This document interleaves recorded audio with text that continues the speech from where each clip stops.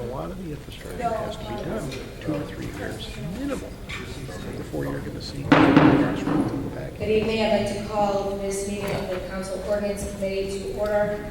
We are meeting relative to Council Order 2016-133, Urban Revitalization and Development Plan Amendment Number 4. Pursuant to open meeting law, any person may make an audio or video recording of this public meeting or may transmit the meeting through any medium. Attendees are therefore advised that such recordings or transmissions are being made, whether perceived or unperceived, by those present and are deemed acknowledged and permissible. Clerk, will you please call the roll? Council King. Present. Council Kroll. Present. Council DeBona. Present. Council Finn. Present. Council Harris. Present. Council Hughes. Council Leang. Council Calucci. Chairman LaFors. Present. Thank you. 6 yes, 1. Thank you. With that, we are going to open this meeting with comments from the administration and district leader. If you please come forward.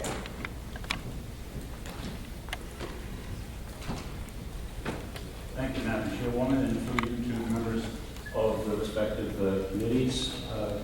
Since we last appeared before you a week ago this evening, we have been working through the body's legal counsel, Attorney Jim Shea, to fashion compromised language with respect to the prior version of the UIDP Amendment Number 4 that had been offered, specifically on the topic of affordable housing, which, as we all recall, was the focus of considerable discussion at the last meeting. And as we committed to the council, we have diligently been exchanging information with Attorney Shea in an effort to come to a meeting of the minds, bridge the gap, and also very importantly, I think for all of us and for the administration, to reaffirm our commitment as a city to the notions of affordable housing, and in this instance, as it applies to the efforts we're collectively attempting to implement to revitalize downtown Quincy as an economic engine for the taxpayers of the city of Quincy. We did reach an understanding through the efforts of Attorney Shea, and we have inserted language into 2 sections of the currently pending UIDP Amendment Number 4 that address the concerns that were discussed last week. And they can be found in the new version, which I believe the clerk of the committee has been able to distribute to the members. And the first reference can be found on page 23, which is entitled Section 1202, Section 2, Overall Redevelopment Strategy.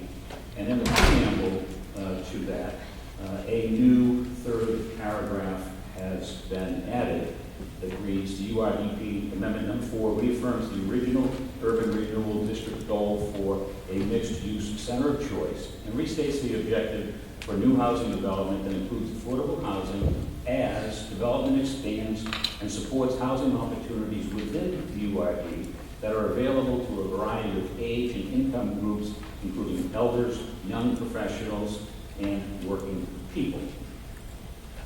Also, on page 25, we further expanded upon the pending amendment to the Urban Redevelopment Covenant, which will now read as Urban Redevelopment Covenant, starting on page 25, going to page 26, the contract by and between the City of Quincy and the developer, pursuant to which the developer participates in the costs for the infrastructure and parking facilities serving the project area, that considers affordable housing opportunities within the UIDP and voluntarily submits land owned by the developer within the project area to terms and conditions imposed by means of the certification of consistency on development activities thereon in accordance with the UIDP. All urban redevelopment covenants shall be submitted to the City Council for the Council's review and recommendations. The city council shall have 30 calendar days from the date that the proposed covenant is filed with the city clerk to provide any recommendations by the council to the mayor regarding the developer's proposed contributions to infrastructure, contributions to parking costs, consideration of affordable housing opportunities, and compliance with the downtown public art program before the mayor finalizes the covenant. Funding for any expenditure of city funds to meet an obligation of the city undertaken pursuant to an urban redevelopment covenant must be authorized by the city council in accordance with applicable municipal finance law. Thank you. Any questions? Councilor Beck. I have no questions. I just want to thank Mr. Geary, also the chairman of the downtown committee, in terms of working through some of this specific language and working in terms with Mr. Shea. And I think that this kind of speaks of almost the type of compromise, type of language that Councilor Kane was referencing at the last meeting.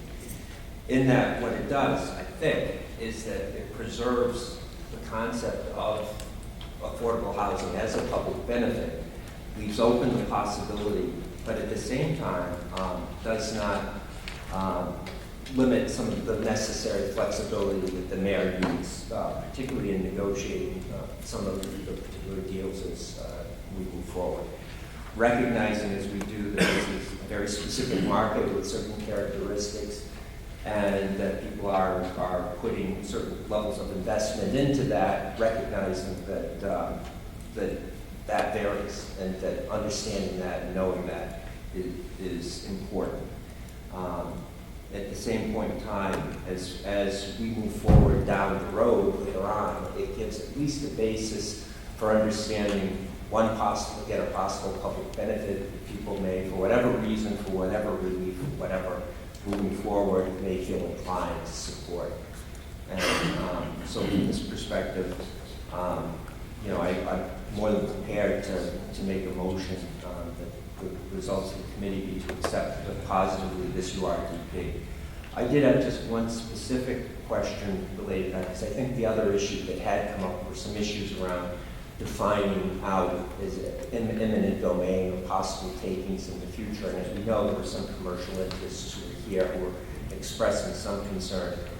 But if I understand it correctly, I want to make certain that at some point we will be amending the URDP again in terms of providing more specific information related to those things that are going to be necessary. Is that an accurate assessment of it? That is an accurate assessment, yes. So essentially, you'll be coming back before us around any of those specific issues.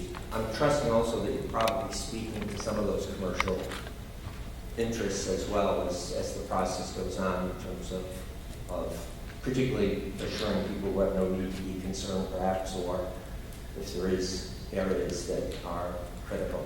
Yes, in due course, as the council is aware, there have been a number of maps. As a matter of fact, the regulations require us to continue to publish and republish maps that are still operating assumptions as to the parcels throughout the downtown district that have been identified as prospective acquisitions.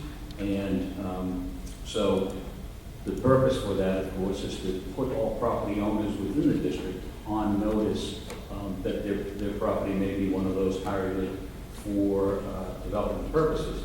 Now, that can mean one of two things. That one, they put forth a plan to develop their own property, or they sell it to a prospective developer, or ultimately, and only as a last resort, the city would look at the prospects for an eminent domain proceeding. That's always a last resort. The city, of course, prefers to enter into friendly negotiations with a willing seller rather than use the tool of eminent domain. But it is a tool that this process does confer upon the city for the purpose of acquiring valuable parcels that the city considers necessary to proceed with a successful development. Great, and again, that we will see once this becomes to be more concrete, that these are going to be laid out in terms of URDP amendment. Yes, sir. That is great. Thank you. With that, again, I'm happy to make the motion. I don't know if other councilors have comments or questions. Councilor Harris. Second. On the motion. I'll second. Councilor DeBoer. Motion. Thank you, Madam Chair. Thank you, Mr. Gary, for your time and working with the council here, as well as Mr. Patsy's and Mr. Walker and the entire administration. I want to thank you for coming to the table and actually working with the council on getting some good language in here for this entire document. Just to elaborate a little bit on page 26 on the top here, in the covenant section. I'm going to read just a little bit, and then I kind of want you to see if you could kind of elaborate a little bit more on it. Regarding the developers' proposed contributions to infrastructure, contributions to parking costs, consideration of affordable housing opportunities in compliance with the downtown public art program before the mayor finalizes the covenant. Can you talk a little bit about what that really means? Contributions to infrastructure, contributions to parking costs. What particularly is that going to be? Can you, on a developer standpoint, what are they going to give to the city, or what are they going to get in return? It will vary from proposed development to proposed development.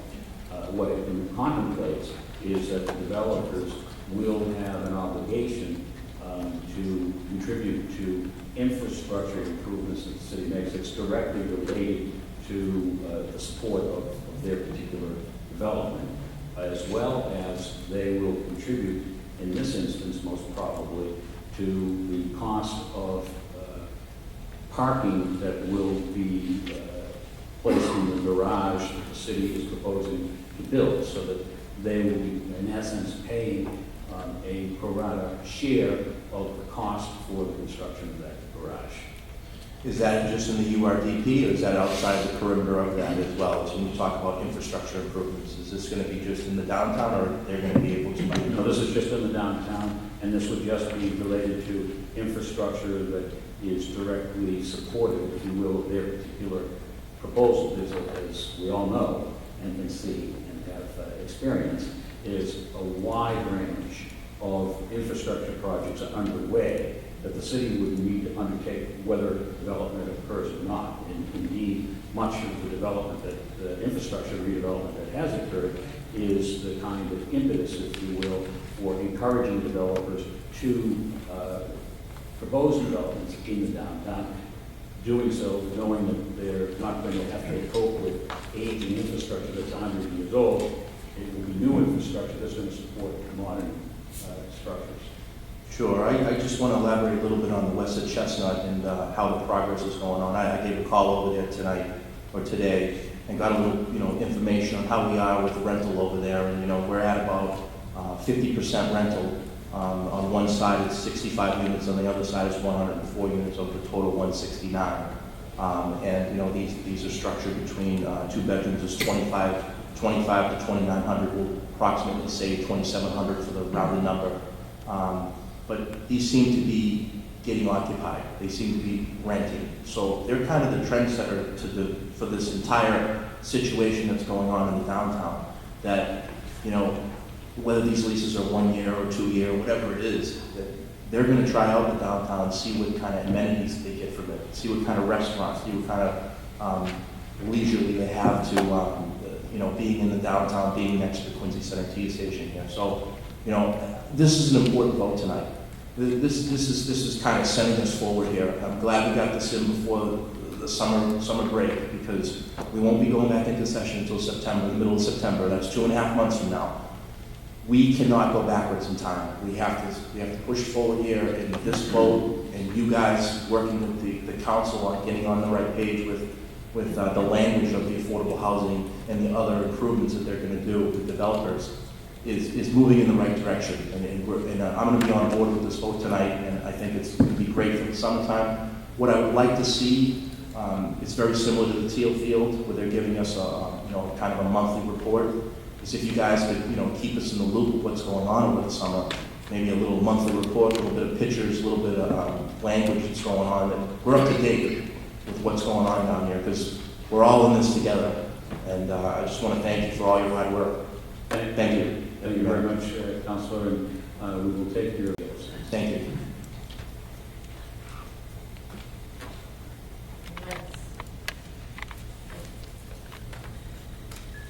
Thank you. I'd like to read into the record from Councilor Liang. She's unable to attend this evening when we had the schedule changed. Good evening, letter dated today. Good evening, councilors. I'm writing to voice my support of the proposed amendment before the council tonight. Unfortunately, the scheduling change made it impossible for me to attend tonight's meeting, but I want to express my thanks to Council President Hughes for giving me the opportunity to have this statement read tonight and read into the record. I guess you want it in committee, but kudos to you. I want to thank my colleagues in the council administration for our efforts working together on this important matter. I believe with this amendment, we've made several important changes to the URDP, which will result in increased public involvement and transparency to the process, while not inhibiting the important work of developing and revitalizing our downtown district. Though my time on the council has been brief, what we have accomplished with this amendment has shown me that government works well when we work together. When we keep the conversation open and are willing to listen to each other, we can find common ground to achieve a common goal. I look forward to continuing this open dialogue between the council and the administration on the host of other challenges our city faces, and I know Quincy will be better for it. Respectfully, Neil Liang, Councilor at Large. Any more comments on the motion? Councilor Palmucci. Apologize for being late. We're on the motion, and as I understand it, is the URDP number 4, right? Yes. Yes. I didn't know, Mr. Gary, would it be at this point that you would respond to my questions, or at some later point? You guys had asked for questions in writing. I submitted a letter with like 15 questions, 3 of them, 4 of them were answered in writing, and I was told the rest would be responded to at the meeting. Is that at this point or at a later? Actually, we responded to your letter in 2 parts, Councilor. I offered one part of the response related to the various properties that concern was raised by you as to comments that they were going to be subject to eminent domain for the purpose of taking for a public way that would provide access from Hancock Street into Hancock Place. In responding to your letter, I did provide copies to each of the councilors through the clerk of the committee. And the second response was from Mr. Fatsy's planning director, because those issues that were actually before them, as I recall, related to questions that were pertinent to the matters that are presently contained within the URDP Amendment number 4 and the companion request for a budget allocation of $1 million to support our efforts going forward in terms of Okay, so formulating this is the first time seeing the letter just tonight. I don't know if this, for whatever reason, I didn't see it prior to it being in the packet tonight. I did see the response from, on the same day, from Mr. Fatsy, so that was my error in not seeing it. I apologize. So as I'm just skimming through it, my questions were concerning the statement by Solicitor Hines that certain properties were bought in anticipation of the city buying them or taking them by eminent domain. And I was concerned with the timing of that, because it didn't appear, in my opinion, it didn't appear well. And you're saying that your response is that that information has been publicly known already? That is correct. Attached to the letter are a number of maps that were contained in prior UIDP number 1 and 2, I believe. And they came before the council, and they were passed to be ordained, and they included numerous depictions of that location as being the prime location to provide penetration from Hancock Street to the Hancock lot, almost as an extension of Clydeman Street. Okay, so why don't you walk me through those maps, if you wouldn't mind? I'm looking at the first one is dated June 15, 2009, from URDP number 1.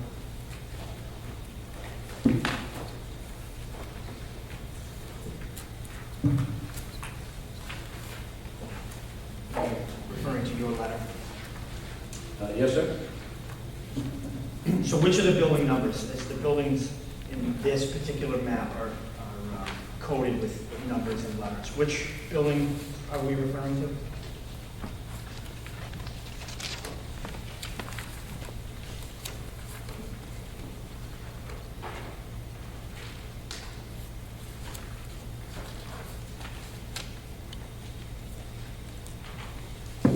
Do you have a copy of your letter with the attachment? I do. Okay. You see what I'm talking about, the June 15th, 2009 map that you included in your letter? Yes. Okay. So which of the building numbers that we're talking about here? Roughly, I'm struggling with my glasses here, the small print, but it appears to be in the vicinity of 6-4 or 6A. 6A, okay. I'm sorry, no, yes, it is between 6A, and I do not see the building to the right of that, does not appear to have a number. That building, so that building to the right of it that doesn't appear to have a number, Yes. that's being contemplated for purchase as well by the city? I don't know if that one is, but the buildings which were commonly referred to as Payless Shoes and The food Renaissance, yeah. were dating back to 2009, and indeed dating back to the original Streetworks renderings that were. No, we'll go through it one by one. I just, I'm going through the response in your letter that you provided, we'll go map by map. I'm happy to walk through, but just so this 2009 map that we're looking at, that is 6A represents 1534 Hancock, 1546 Hancock, and 100 Market. To be honest with you, I couldn't tell you what the addresses are. I just described them the way they were described by me, but I'm certain Mr. Stevens, who prepared the documents, that he could affirm that those are the addresses. So he prepared the documents in your letter? These are documents that were in original URDP amendments that were submitted to the council, reviewed by the council, and asked to be ordained. These are not new. Yeah, no, I understand that, but you gave them to me attached to a letter responding to specific concerns about those three properties. So that's all I'm asking. So I'm just trying to understand, he created the original maps in 2009, or he, upon reading your letter, said, here is a map that supports what you're saying, that it's always been in the URDP since 2009. I'll let Mr. Stevens, but I'm not sure what the distinction is here. You put the map in, I'm just asking why. I put the map in because the documents speak for themselves. They prove. They clearly don't, because we can't even figure out which property is which. I won't accept that for a second. So tell me which is 1534 Hancock. I'll let Mr. Stevens explain what the address numbers, but I'm speaking that those buildings, as I understand it from Mr. Stevens, coincide with the numbers that were contained in the letter. Well, good evening, Madam Chairman, Councilor. Good evening. Good evening, Councilor Calmucci. I prepared a set of maps based off of the Amendment 1 to the Urban Renewal Plan. I did not create this map. This map was created by Streetworks Associates and included in Amendment 1 to the Urban Renewal Plan. Streetworks represents a master developer model for urban renewal redevelopment. In that model, Streetworks was to assume all of the property acquisition role. They moved forward with real estate agreements with a number of downtown properties that would allow them to develop the entire block of the Hancock lot. And that is what's represented in the series of maps that were attached to Mr. Geary's letter. So maybe we can jump ahead. If it's not in the 2009, I see this 1, 2, 3 maps from 2009. Correct, and that One first map from was 2010. thoroughfares, public spaces, and easements. Right. Streetworks is going to acquire Listen, I haven't private asked the means. question yet, Rob. Okay. Okay. I haven't asked the question yet. So can you show me where in any of these maps it indicates that the city is going to purchase parcels of land? It doesn't. The city is identifying 2 impact parcels in Amendment 4, which is different from all previous maps. Right, so What fair- the active maps are now is this package right here from Amendment 1 and Amendment 2. Right, so the URDP number 4, this is the first time that we're seeing that the city is going to purchase or potentially acquire 1534 Hancock Street, 1546 Hancock Street, and 100 Parkway, correct? Correct on the first two, you're incorrect on the 100. Okay, so explain that, where can I The see? 100 parking way? Yeah. In the original urban renewal plan adopted in 2007, 3 properties were identified. In fact, there was a technical error with the 2007, it's 4 properties. It's 2 at the top of Cottage Ave. In the original 07 plan, that was identified as 1 parcel, but it's under common ownership, and that's where that difficulty is. The second parcel was 1500 Hancock Street. That's at the corner of Cottage Ave and Hancock Street. Both of those parcels was identified as impact parcels that may need to be taken for public means to redevelop the Hancock lot. The third parcel identified in 2007 was 100 Parking Way, and that was identified to go along with the Ross Garage site. In that area, that geographic area, it was very narrow. It's where the Ross Garage extension was. So in this amendment number 4, we kept all of the original 07 acquisition parcels, and we added the 2 new on Hancock Street, because the urban renewal plan is the public process to identify these, to get these out in the light, that they could be impacted by future public action.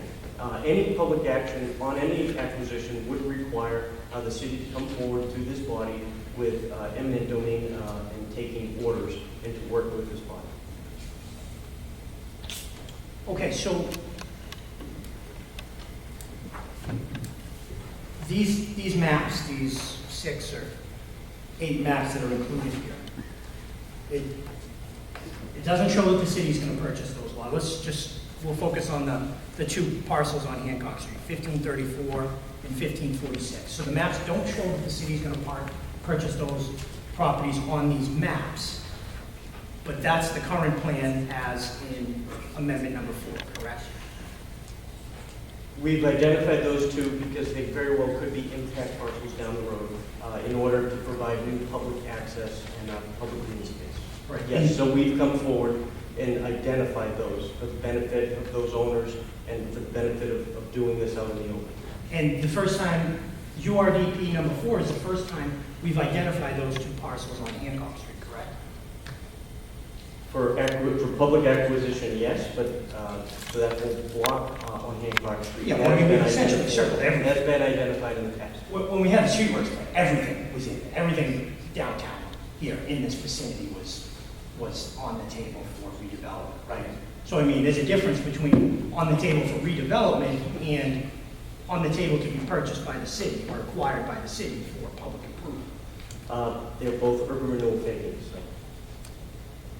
One is done with taxpayer money, the other is done with private money. It's impossible to know. Well, under the streetworks plan, the idea was they were gonna buy those parcels with their own money, right? Right, but there was an awful lot of purchasing. Well, there was close to $300 million of public improvement costs for garages, utilities, and the like. And that $300 million Each program is different. That $300 million of public improvement costs under the streetworks didn't include purchasing 1546 or, 1534 or 1546 Hancock Street, right? Not specifically, but I don't think that program ever, saw the full. Sure, and perhaps to Mr. Geary, that's my point, is this is the first time that these 2 parcels are identified for public taking. So the maps, I get that they show the downtown and they show the whole area that's going to be redeveloped, but these maps don't somehow show that the city was always going to purchase these 2 parcels, right? I understand the distinction you're making. Council. Okay, Thank you for your line of questioning because it made it clear to me. okay. However, it is irrefutable that since the streetworks era, that those parcels, the vicinity of those parcels, they may not have been identified by street number. As I told you, I've never known what the street numbers are, but that area, because it's across the street from Clyde Street, was always identified as and acquisition. Now, we need not debate what Streetworks is going to do. As a matter of fact, we've spent a lot of time discussing Streetworks was going to do this, Streetworks was going to do that. Streetworks failed. Sweet fabric of Streetworks organizationally is embodied in the current URDP as it currently exists. That's why we're trying to amend it. The city is superseding Streetworks as the master developer. The city is the master of its own public improvements, including streets and sidewalks. We may seek funding from prospective developers, as Councilor Finn inquired, but the fact of the matter is it necessitates public action by the city. And as Mr. Stevens properly points out, that's what is going to have to occur, and we are obligated to identify those parcels, and Mr. Stevens was able to identify them by street number. And so what's been in the public domain is that those parcels were targeted for this public purpose since 2007. I don't know that that's what he said. Can he come back up that these are targeted for that specific purpose? I don't know that he said that, and if he did, he can say it, but that's not what I got from what he just said. I don't know if he said it either. I'm saying it. Well, I'm going to ask you. The administration is saying 2 inches from it. 1534 and 1546. Were those always targeted for taking for public improvements? as depicted on... I know what I'm asking him. It's not on the maps. With all due respect, it's not on the maps, which you submitted with your letter. It doesn't show that those are...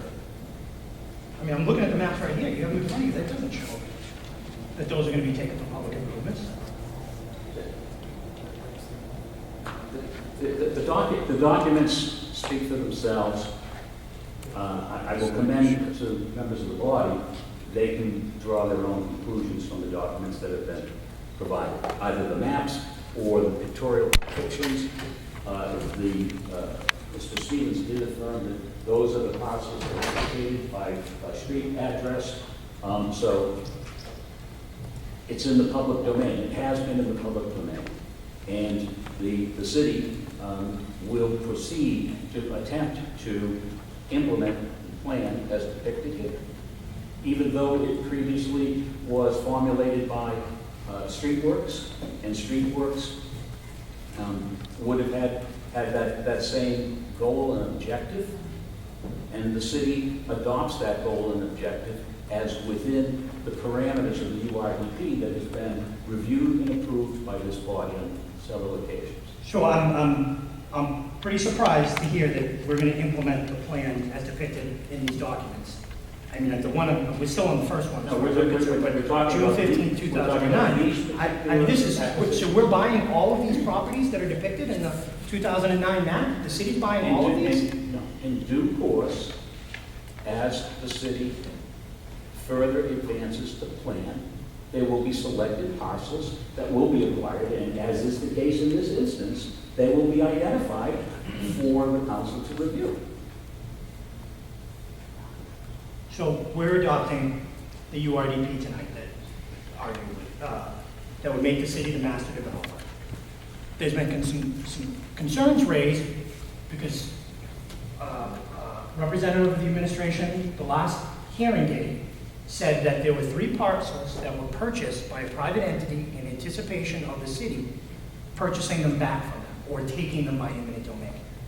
Some legitimate questions were raised about the timing of that and how that fell into place, whether it was public or not public. And so what I'm being told tonight is that those 2 parcels, or 3 parcels, have been known at all times that they were going to be taken and purchased for public improvements, but the maps don't seem to suggest that. Let me finish. Show me where it says that they're going to be taken in the maps you show. Point to the map. Which map? Wait a minute. You're taking... All I said is the maps don't seem to suggest that. You said you refute that. So show me where the maps say that. That's all. The maps don't need to say, maps don't always say maps depict.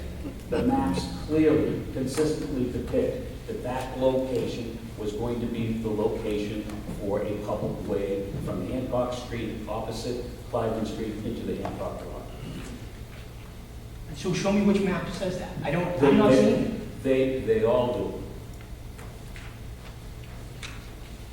So you're suggesting that this map, this 2009 map, the very first one in your letter, suggests that the buildings in lot 6A, is that what we're talking about, right, 6A?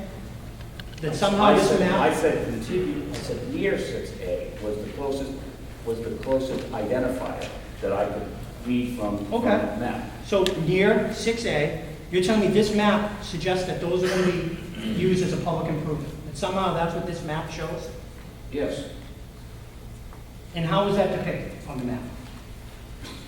there's a depiction of a public way going into the Hancock lot opposite Cliven Street.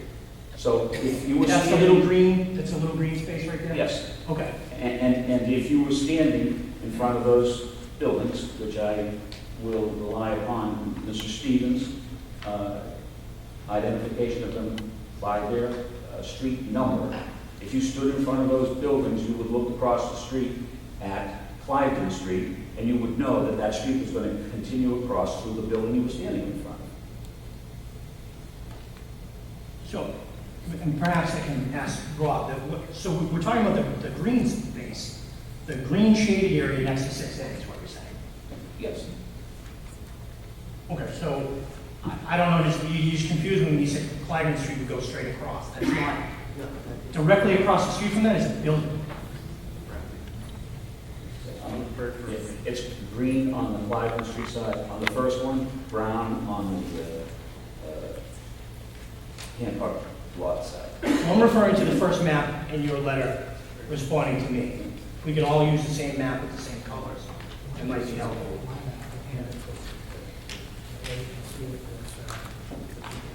He has one, but if you circle it, it'll make it easier for him to see what he's asking. Circle the penetrations on Cliven Street.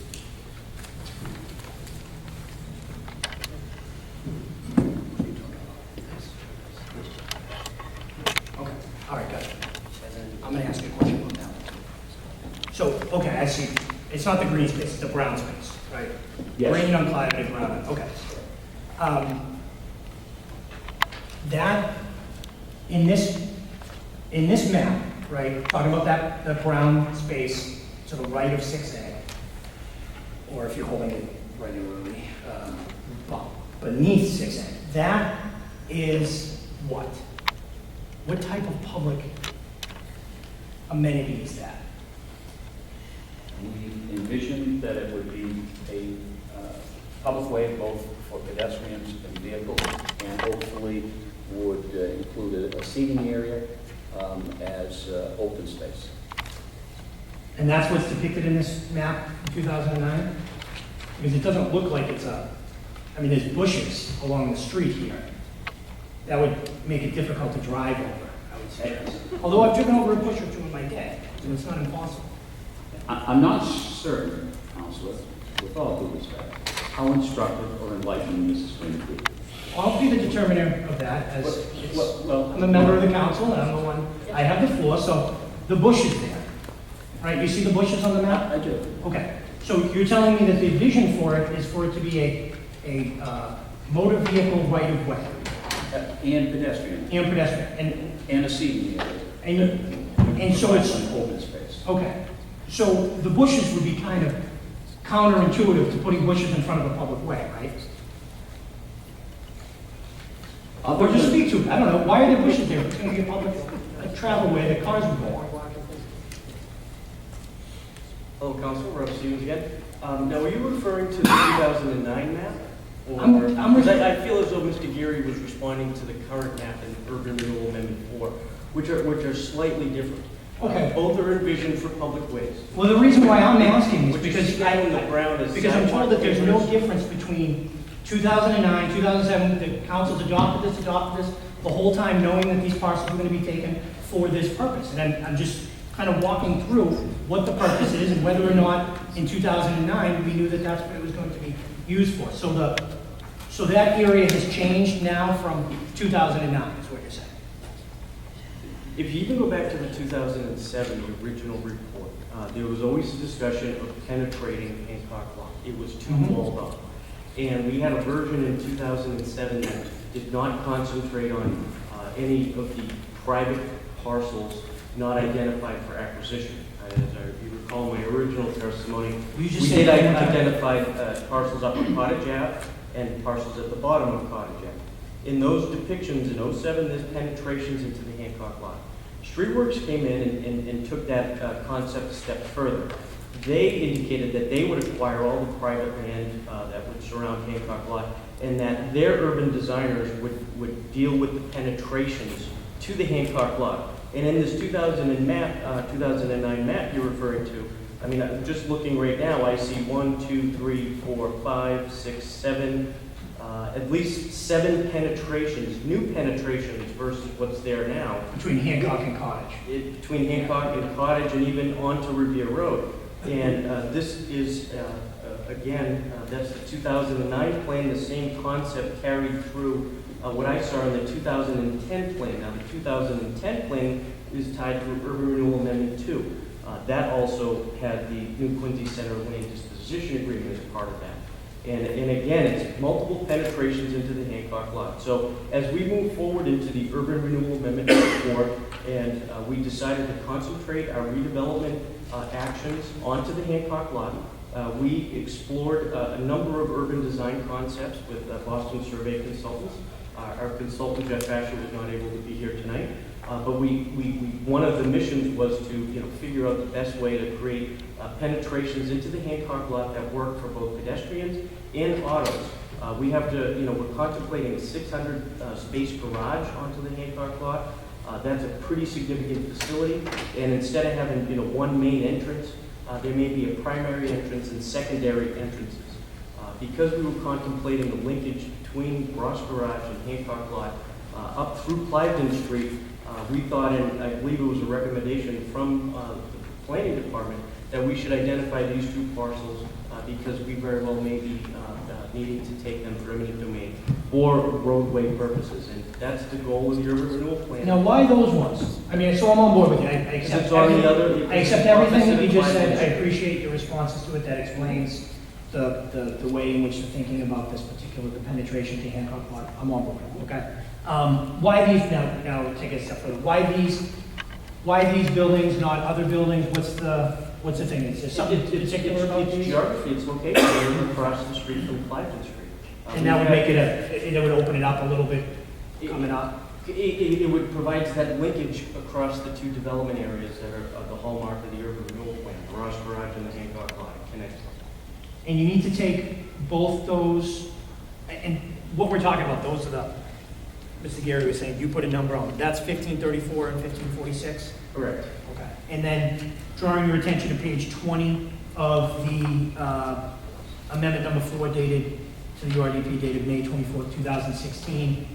That's those 2 properties in red that indicate buildings to be demolished. Is that right? You can use mine if you want. Right.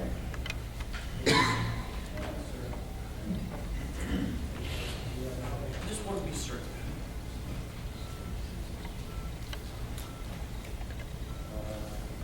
So page 20 identifies buildings to be demolished. I would back up and We're on the right document, right? This is map Urban Renewal Amendment 12.021I. Yeah, but I'd actually back up to previous maps on page 18. Okay. Parcel G. So this is in pink. Properties to be acquired, okay. So these are the properties that are currently, this is the first time we've updated this since the original plan in 07. Okay. And that one behind Rossway, that's 100 parking way? With the hash marks, yes. The pink, Yes. right, with the hash marks in pink. The rectangle. Okay. And then go back over to Hancock Street. That's 1536 or 15, the 2 Hancock, 1534 and 1546. Those are the pink hash marked rectangle, then the line across, right? Correct. Then there's also some additional ones further up on Cottage Ave, right? Correct. Those are the 2 that were originally identified in 2007. Okay. those aren't on the, correct me if I'm wrong, they're not on that 2009 map. That's the first page. Nope, that's a different series map. That's not an acquisition map. Okay, I know, but, so what's the purpose of acquisition of those, the parcel or two at the end of Cottage Ave, at the corner of Dennis Ryan Parkway? Again, it's access and egress into the sort of an urban design principle that's baked into how we've looked at it from the beginning, which is creating new penetrations for both autos and pedestrians. So the reason why I asked that is because on this 2009 map, June 15, 2009 map, that Mr. Gary provided, the other penetrations are all illustrated. One, and as you said, even on Revere Road, this penetration is 1, 2, 3, 4, 5 penetrations along Hancock and Cottage. But that parcel, which in the June 2009 map is labeled as 5A, there's nothing indicating that that's a penetration point, or that that property is going to be taken, right? Not in 2009. Okay, so when did we make the decision that we were going to take that parcel? The one up by Dennis Ryan Parkway. Yeah. That decision was put into this plan in 2007. It remains there in Amendment 4. In 2007? Okay. So if that property was, is that property not going to be, I thought the pink was to be, oh, that's, I'm using your map rather than the other map, the page 20 map. But lo and behold, on page 20, it's also slated for demolition. Correct. The urban renewal plan is public action, so if we're going to require it, we're going to have to demolish what's there. And as you keep going, you can see, we will construct new roadways and public space. So is there It's a series of maps baked into the urban renewal regulations. That's what But is- guides this document. Yeah, but it doesn't show on this 2009 map that I'm looking at that that's going to be acquired in a point of penetration to the Hancock lot. Well, that was the old street works. We're moving on. I know, but you to the can't street works. have it both ways. You can't tell me, well, Counselor, we were always going to do this, so your questions have no merit because we were always going to do this because we talked about it on the streetworks. And then when I say, why is this new and it wasn't in the streetworks plan, you say, well, that was a streetworks plan. We can't rely on that. Well, there's We either rely on the streetworks plan to some degree or we don't. I mean, there's a planning document from 2009. I'm just trying to understand, I'm not even criticizing, I'm just trying to understand how we got from the 2009 map to the 2016 map. And I've accepted your very reasonable and articulate explanations about the other two parcels, and I'm satisfied with those. But I can't help but note that there's an even bigger difference between the 2009 map and the 2016 map as it relates to that Cottage Ave project, parcel. Right, well, I'd point on that argument, because that wasn't part of your questioning that resulted in this series of maps being submitted to the council. You could go back to the original 2007 plan where that property was identified and included into a building program. And it would have been in 2007, if I had that in front of me, that would show that that building was coming down to. Correct. Fair enough. Thank you. Thank you. Mr. Stevens, if you could. Okay. Oh, you're done. I don't know, I was just thanking him for his question, but I'm I happy to, thought you were I'm done. happy to so yield to I you, that's apologize. fine, I'll yield.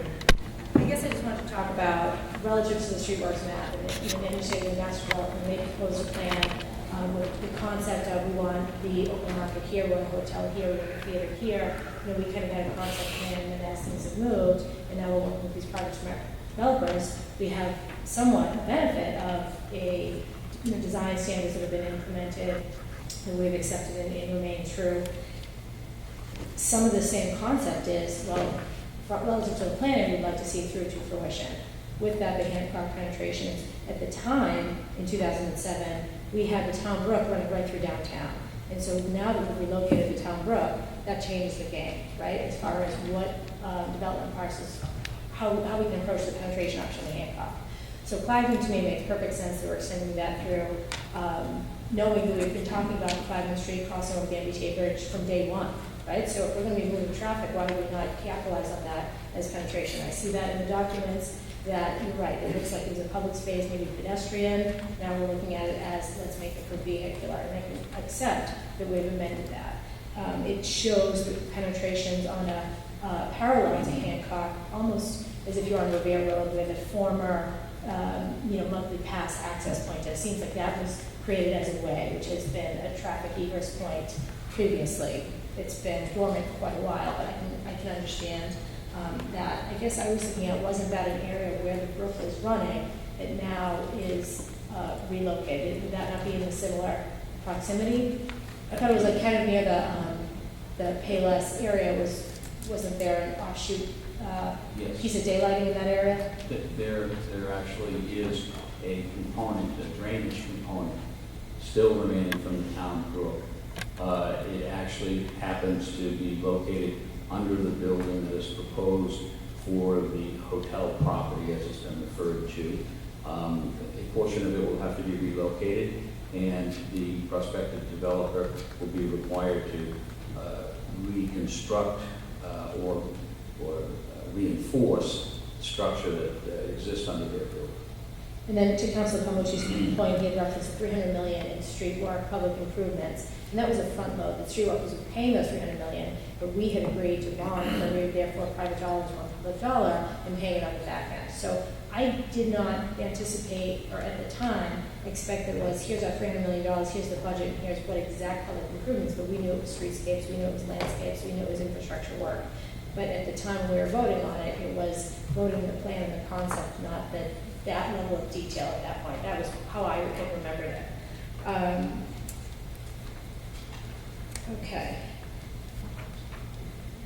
And then my other question was, while we are talking about these parcels, because of URDP, if we're saying there needs to be a public benefit, we need to then identify that as part of our plan, this is a parcel of interest. That does not necessarily mean that the city is going to acquire those parcels. We could potentially, through negotiation with the abutter, who also is the property owner, in this case LBC, owns, is it the Payless building is the abutting parcel that would not be demolished, right? Or would that be the potential demolition? My understanding is that would be the potential demolition. Okay, so that's the potential demolition. Adjacent to that currently is a public walkway. Is that existing public easement? It is. It is an existing public easement on private property, now currently owned by LBC. We're then widening the currently existing public walkway to be a public space. Potentially, through negotiation in the LDA, the mayor in his negotiations could have put it incumbent upon LBC, not the city, because they have acquired this parcel. We've identified as a public improvement, that as part of their covenant, they could then create public space. That is potentially possible, and We we do not are. have an acquisition pending before us. You do not, no. As Mr. Stevens said, the purpose for identifying them is to bring to the council's attention the potential. And in fairness to Councilor Palmucci, as it relates to the depictions, the illustrations in the maps, these are concepts. They are enduring concepts in the sense that geographically, the city had identified that as a location where it made sense for the reasons you cited, for there to be an access to the Hancock Law. There will be new locations as the city moves forward with more finalized designs.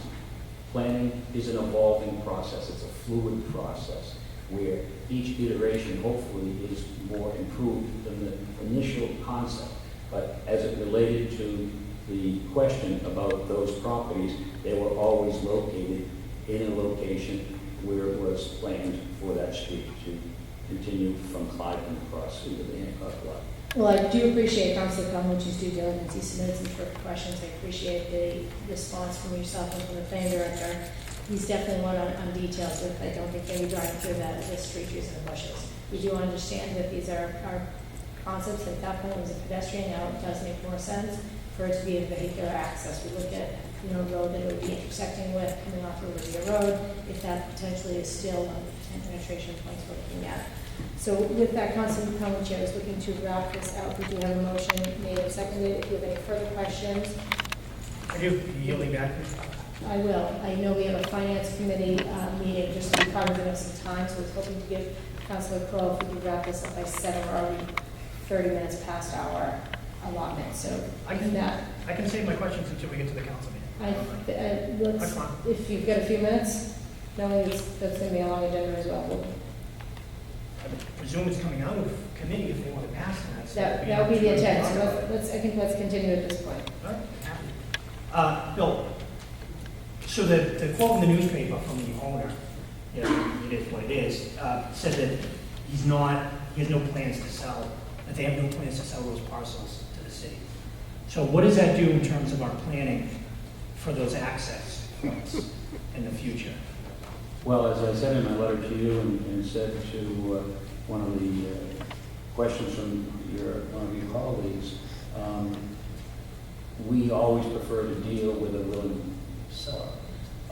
We've not had actual discussions with LBC of a negotiating nation for that parcel. But we are re-emphasizing for the public record that we do believe that penetration into the lot is a necessary one, both for the garage as well as for fully activating the lot. They are as Madam Chairwoman cited, they are the prospective proposed developer for a contiguous parcel. We do believe it is something that we could negotiate with them. And I can't speak to what they said in the newspaper because we were not a party to it. Okay. So there's been no conversations between the administration and LBC about those?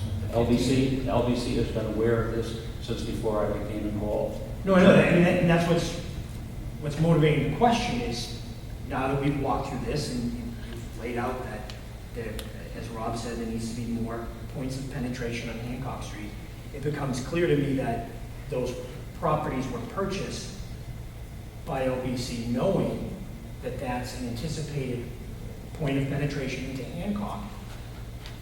So I would think that would, if you're buying with that knowledge, that there's a purpose, right? And these individuals are spending, tens of millions of dollars. They have a purpose in purchasing this parcel. So it concerns me when I read the newspaper that they're saying they have no plans to sell that to the city, yet we're continuing in a planning sense to, not concerning from the city perspective, concerning from my perspective of looking at them as to why did they buy it if, as you say, we've always talked about using that for the public good. Why did they buy it if they didn't have an intention of somehow negotiating with the city to utilize that for public purpose? I can't speak to the negotiations other than, as we all know, they have purchased a considerable amount of property throughout the city, much of which was designated for development under the earliest plans and always maintained as targets for development under succeeding plans. They're sophisticated business people who I presume have sophisticated attorneys and real estate professionals counseling them, architects and engineers. So you're blaming Attorney Mahoney? Okay, I just want to note that for you. All right, I get it. I understand. So I presume they've done their due diligence and they've made their own business calculus as to what makes sense for them in terms of trying to develop certain locations in the city. Likewise, we have attempted to stay true to those components of the plan that involve, as Mr. Stevens said, public action in terms of what is in the city's best interest for facilitating parking and traffic flow and public amenities such as public spaces. Okay. I feel like it was yesterday. I don't know how often we've been coming up here to discuss this, but the last meeting about the URDP, one of the first questions I had raised to you was, is there going to be a presentation about 121A and TIF and ways in which we can economically incentivize the downtown from the city side of things, which isn't already included in the URDP. And I said we had sent a resolution to the administration. Is that going to be done? And at that point, you had indicated you didn't realize that was tied into the URDP. I said it was. I think it's all part and parcel. Is there some additional information that you could provide us? Not at the present moment, but we do intend to provide you with that information. We are looking at 121A arrangements, and we actually are meeting with the Department of Housing and Urban Development tomorrow for that purpose. So we do intend to gather the information as you've requested in the resolution and share it with members of the council. So I'm going to make this request of you again. I've done it publicly on at least one occasion, and I've done it privately on at least one occasion. Part of the difference or divergence of thinking here, again, we all want to get to the same place. We're on the same parallel track. We're perhaps a couple of car lengths behind you, right? So when I'm asking for information, and I mean us, when we're asking for information, when the body's asking for information about TIFs or 121, incentivize the development of downtown, you guys are having meetings, and that's great, but I'll make this request again. Don't get to a point where the next thing I see about 121A, or 121A, or when it's included in an LDA and it's before me. I've asked for that information so that I can get to the same place you guys are at in terms of how we're going to utilize these tools. So this will be the third time I've publicly asked for information about how this body can help incentivize the redevelopment of downtown through other mechanisms which aren't currently contemplated. So I'm thrilled to hear that you guys are proceeding and looking into it. Just try and keep us along the same track with you as you're moving forward and as perhaps it becomes more viable of an avenue for incentivizing the downtown development. Keep us apprised of that, so that you don't get to the end where there's a 121A. The next thing I see is a 121A agreement on my desk, for this body to consider getting into, and then we have to start with, okay, well, explain it to us. How does it work? Why would we do it here? And then lastly, there was the $8 million difference on June 6, 2016, in two different documents dated the same day. There's an $8 million difference in the estimate. That was an error by our AG. It's like some additional detail. No, it's fine. I'll accept for it. Just which number is right? The higher one or the lower one? Do we know? The lower one, Okay. 128 million, I think. All right, fair enough. Thank you. Thank you, Madam Chairman. Chairwoman? Chairperson? Okay. Motion made and seconded. Thank you. Motion made and seconded. Clerk, will you please call the roll?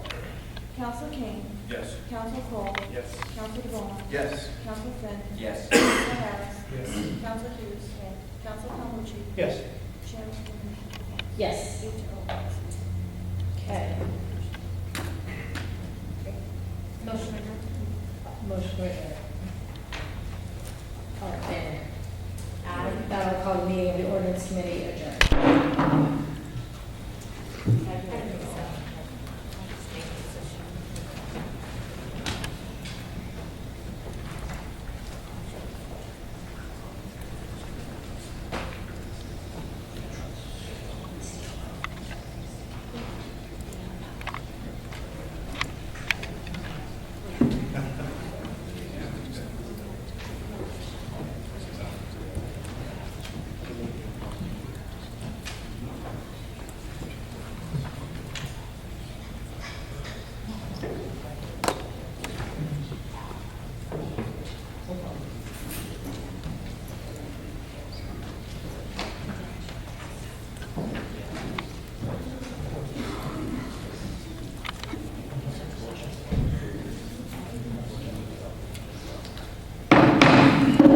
I'd like to call the meeting of the Finance Committee to order here on June 27th. Madam Clerk, if you would please call the roll. Counsel King. Present. Counsel DeBon. Counsel Finn. Present. Counsel Harris. Counsel Hughes. Counsel Morris. Counsel Calmucci. Present. Chairman Cole. Present. We indeed have a quorum. Thank you, Madam Clerk. I'm just going to read into the record the open meeting law, which is as follows. Pursuant to the open meeting law, any person may make an audio or video recording of this public meeting or may transmit the meeting through any medium. Attendees are therefore advised that such recordings or transmissions are being made, whether perceived or unperceived, by those present and are deemed acknowledged and permissible. Committee members, we are speaking about, in your packet, I know there's multiple packets here this evening, we're talking about Council Order 2016-134, which is an appropriation for the school project unexpended funds repurposing. Not sure if you would like to describe it. And Mr. Mr. Connor. Welcome, gentlemen. Please.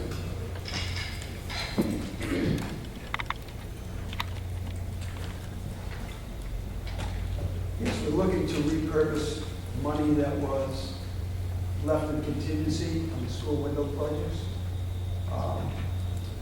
for the use of doing additional work in North Quincy High, for bleachers, for work in the gym, lighting, work on the PA system.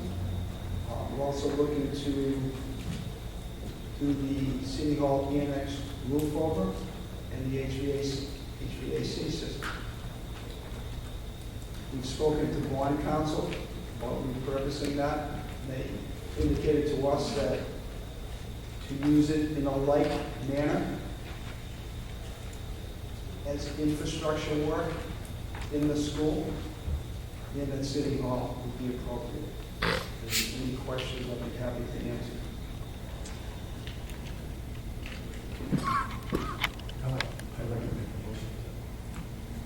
There's a motion to pass. I just more had a question procedurally. And thank you very much for attending me this evening. Appreciate the perspective on what the purpose is here. And for me personally, I certainly like to support projects where, quality of life is enhanced, particularly when it relates to the children. But my thought is around, the repurposing of the money. Obviously, and it seems like eons ago that we had the discussion around the Teal Field project. Do we know that we had this money to be repurposed at that point in time? I don't believe so because it was, when the project was finished, this money was available, everything was done. The reason the money was available, if you remember, Council, we rebid these projects. We did not like the initial pricing, it was over and above what projections were. We rebid, it also gave us time extra time on the planning of those projects. So all Gary may be able to speak to this, but the drawings, everything was very precise. What happened on those projects, there were very few change orders. The project came in under. So when all the projects were signed off and finished, this contingency money was available. I don't know the exact date, but I think it was a few months ago. Do you have some perspective, Mr. Connor, that you want to add? Okay, if you don't. No, thank you. I think Al is very correct in terms of when the books were finally closed. It's only been the past few months. There were very little change orders. It was pretty tightly designed project and executed with some help. The MSBA through owner's project manager on site in our department. So that tightly controlled it. So we were able to come in really under the appropriated budget. Thank you. So, again, I'm just, and I can appreciate the timing. Like I said, it seems like eons ago that we had the conversation around the cost overrun on Teal Field, which, sort of my sentiments surrounding that. When I see an opportunity, particularly in front of us as well, my thought goes to, just from a financial management standpoint, why wasn't the thought of, taking this up on runoff money or breakage, for lack of a better word, and applying it to, an existing cost overrun versus looking for, and I get it, the needs are probably limitless. We have a lot of stuff going on in the city, no question. But I guess for me, it's more of a financial structure question. A few of the issues, when you look at North Quincy and the bleacher situation, come with the bleachers that don't work, coming up, public safety issue. It's also a handicap accessible issue. If you look at the annex roof, that was in the original CIP plan, in the 2011 plan. And because of, I believe, some cost overruns on the school roofs, they had to take that money. So the thought was, we have a bond. We already have a bond for the windows. To repurpose it makes perfect sense. We have a roof here that's leaking. We just did all the work and renovations at the annex. and yet we have a roof that's leaking, that's ruining that and spending, good money after bad. So it's critical that we get that fixed. And there's also an HVAC issue that goes back, I believe, to the original CIP. So, we talked to bond council, and they encouraged us that it would be smart to repurpose that money for building purposes, because that is what the school building windows are for the actual structures. That's why we want to put it towards the gym and the bleachers. It's not a field, it's not outside the building, it's part of the building. That was our thinking, Council. So essentially, and I'm going to recognize Council Harris, because I know it's in your district, you advocate hard for Ward 6. But my thought is, so bond council said because of the fact that these bonds were tied to MSBA, that you can't use it for anything outside. No, they just said, no, not that, but it makes sense to use it for, they were for building needs, repurpose it for building needs. I'm going to come back, but for the moment, recognize Council Harris. Thank you, Mr. Chairman. Thank you. This, again, I talk about North Quincy High School. It's going to be, I think if we're gonna fix it and finish it, let's do it. The gym, let's get the gym fixed, the bleachers, do it right. The money is obviously in a position where we can actually do it, and that school is going to be a campus that hopefully will attract our children, our taxpayers to keep their kids in our schools rather than our taxpayers sending their children to other places. So I ask that my fellow councilmen women please support this. This is important for Ward 6 and North Quincy. The kids will go to North Quincy. Thank you. Councilman, thank you for your continued advocacy. And, I agree with you when we talk about, the need for this and the enhancement to the community, both for North Quincy as well as, throughout the city. I think what I'm having a challenge with is the judgment call to, basically fund the cost over on roughly 25% the way that we did, but now, we found $1 million as a result of, runoff of unused bond money. So I guess it's a style preference, right? We can agree to disagree on how that proceeds, but my perception is we had that teal field presented to us, and now all of a sudden, there's $1 million additional. To me, it makes sense to essentially service the debt that you've already established. That's just my own opinion. I know I'm 1 and 9. But there's a motion on the floor, so I don't know if any further discussion. Council, by motion, Council. Thank you. I echo the sentiments that you raised. My preference would have been to handle it differently rather than the way in which we pay for the cost overruns. And really weren't even cost overruns, they were just decisions to add on additional services on the teal field to put the utilities on the ground. We could have just not done that and probably closer to being on budget. But the point is I concur with Chairman Cole that finding money to make improvements to North Quincy, that they would have been better spent rather than taking out additional borrowing for the cost of overruns for the other project in North Quincy High School. Now, the funds that these are coming from, they're all window and door replacements. I'm sorry? I'm going to repeat it. The fund that this is coming from was all for window and door replacement? Yes. Okay, so how did you overshoot the Lincoln Hancock Community School by $709,000? What happened there? How did we overshoot the borrowing versus the actual?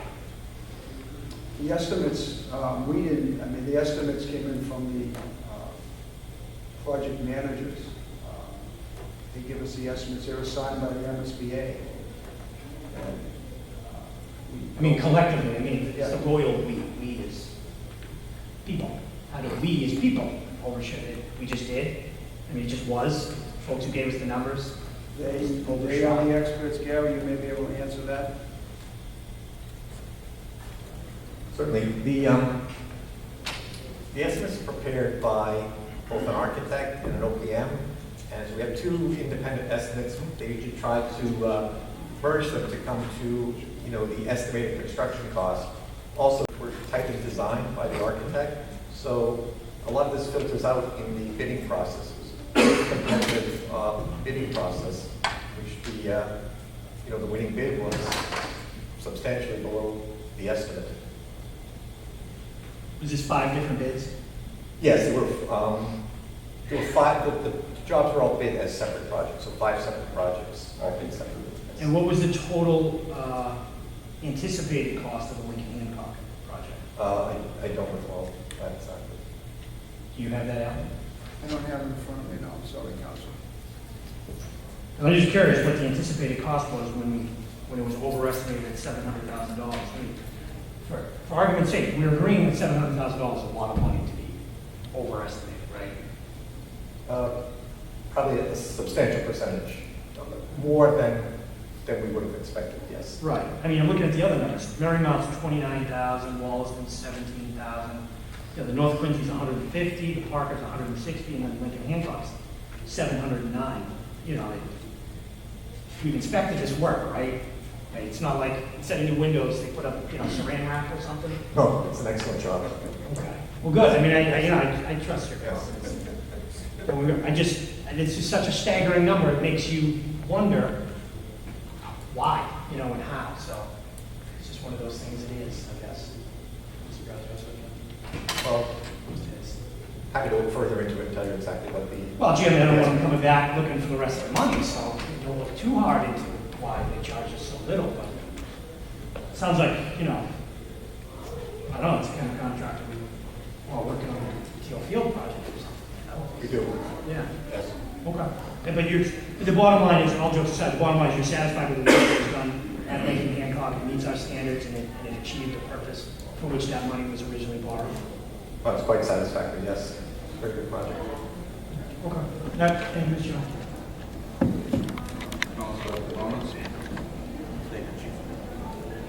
Thank you, Chair. Pearl.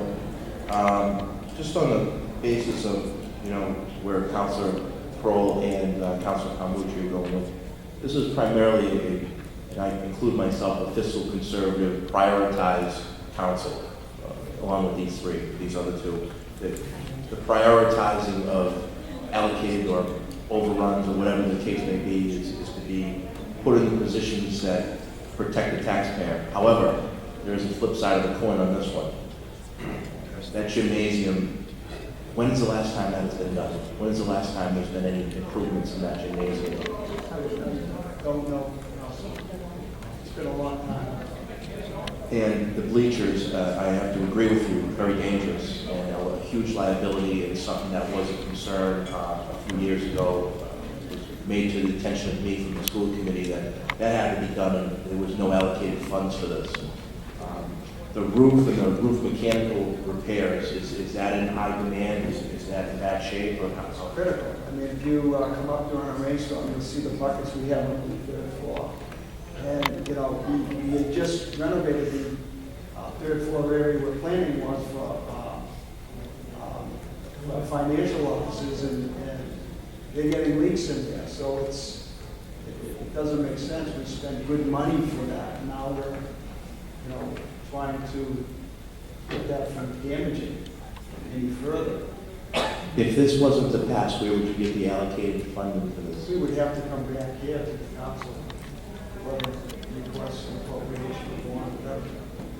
When, if this gets approved tonight, when is this work going to be done? Well, we would then go out to bid, Gary. We would start immediately.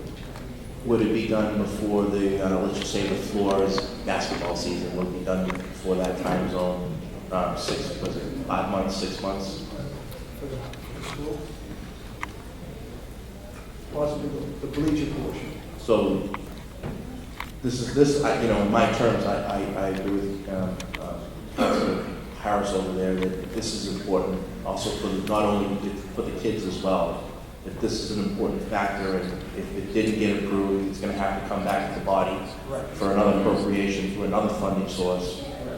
So you would do these projects, or you would do all these improvements and stuff if it didn't get passed? Would you have to come back to us and do it? We have to come back. So you'd have to do it. Regardless of the situation, you're going to do this project. Okay. With that said, this is important as well to complement inside the school. This is not outside the facility. And if we have leaks in there, that has to be repaired. So all these window and door replacements cost overrun, really, basically. It was. The window and door. It was under. They came in. Under. We didn't, we had a contingency that we didn't have to spend any of that. So is this MSBA funding? Sorry? Is this MSBA funded? Part of these projects were MSBA. Okay. 70% roughly reimbursement. So 70% of this fund, the $1 million here, is through the MSBA. Is that correct? These funds are not reimbursed. This is leftover money. This is left over. This has nothing to do with the MSBA reimbursement that we get 70%. This is just straight city money. Straight city money. With that said, thank you. Thank you for your time, Mr. Council, and Mr. Connor. Thank you. I would just ask and turn the councilor's attention to the clock. We're at about 7:25. So what we'll do is we'll recess out of the general meeting, open up the council meeting to see as such, and then we'll bring it back at the end. We'll go from there. So at this point, I will declare this portion of the hearing closed at 7:25. Thank you.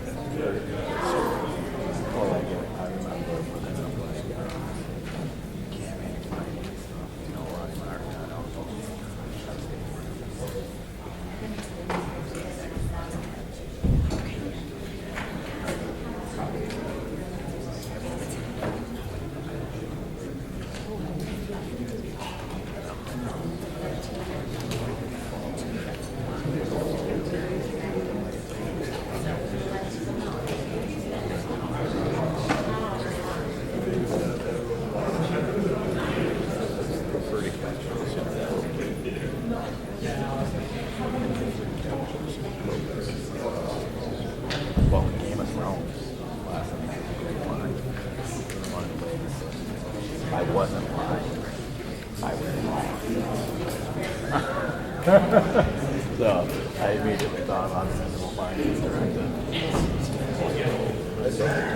I didn't think I'm going to actually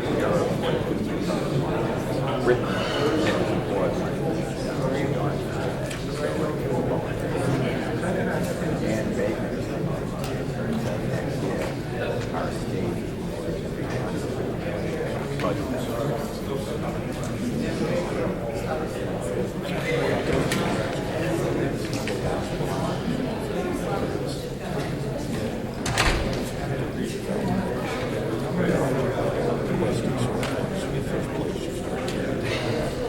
correctly.